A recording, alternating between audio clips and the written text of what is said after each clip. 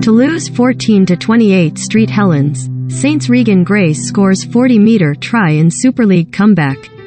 Morgan Knowles, Tommy Mackinson, Conrad Horrell, Jack Welsby and Regan Grace all crossed the line for St. Helens, who saw off bottom side Toulouse 28-14 to go.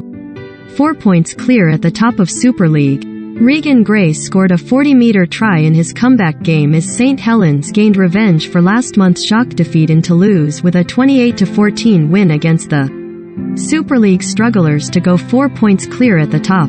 The Saints winger, out of action since late March with a hamstring injury, was one of 5 scorers for Christian Wolff's side, whose power and pace ultimately proved too strong for Toulouse. Sponsored link. Is Thailand's top trio of ex-army chiefs marching into the sunset? Nikkei Asia. Recommended by. An all-French group of officials stepped in at the last minute to ensure the game went ahead after scheduled referee Liam Moore and his fellow RFL officials were stranded in Munich following delays at Manchester Airport. Twitter. Due to your consent preferences, you're not able to view this. Privacy options.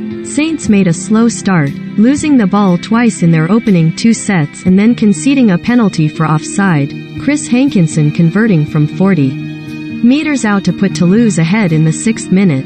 But the visitors hit back almost immediately when Jack Welsby cut through midfield to release Morgan Knowles for a 30-meter dash to the line, shrugging off fullback Ali Ashelbot. Winger Tommy Mackinson was next over the line on the right after Saints stretched the Toulouse defense, but he was unable to convert his own try from the touchline. A clash of heads between Toulouse prop forwards Daniel Alvaro and Harrison Hansen held up the game, with both players bleeding heavily as they left the field, while Saints' Sione Matatia also had to go off for a head injury assessment.